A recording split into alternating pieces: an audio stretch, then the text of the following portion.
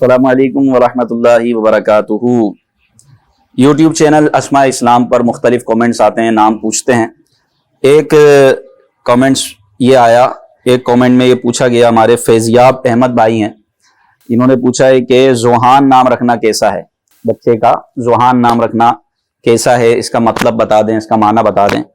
تو دیکھیں، زوحان ہا کے ساتھ زوحان، حلوے والی ہا کے ساتھ زوحان کا مطلب ہوتا ہے ہٹنا، الگ ہونا، منتشر ہونا، یہ اس کا معنی ہے ہا کے ساتھ۔ تو اب معنی چونکہ بہتر نہیں ہے، لہذا زوحان نام رکھنا بھی معنی کے اعتبار سے مناسب نہیں ہے۔ البتہ زوحان دو چشمے والی ہا، چھوٹی ہا کے ساتھ، اس کا لغت میں کوئی معنی نہیں مل سکا۔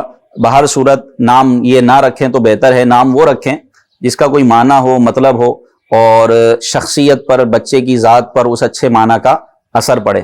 تو لیکن یہ شرعاً اس میں قباحت نہیں ہے، شرعی طور پر زوحان نام رکھنا جائز ہے، معنی کے اعتبار سے تھوڑا سا مناسب نہیں لگ رہا۔ بہتر یہ ہے کہ اگر جس کا یہ نام ہو تو اس کو بدل کے کوئی اچھا نام رکھ دیں، تاکہ اس کی معنی کی جو خصوصیت ہے وہ بچے کی ذات پر پڑے۔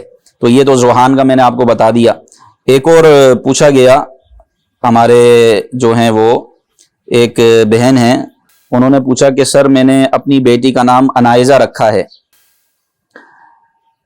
اس نام کا کیا مطلب ہے؟ کیا اس نام کا معنی صحیح ہے؟ انائزہ، دیکھیں انائزہ یہ انیزہ کی جمع ہے، عین کے ساتھ، انائزہ انیزہ کی جمع ہے، اس کا مطلب ہوتا ہے مصیبت میں مبتلا عورتیں، جو منجد میں اور دیگر لغات میں دیکھا گیا۔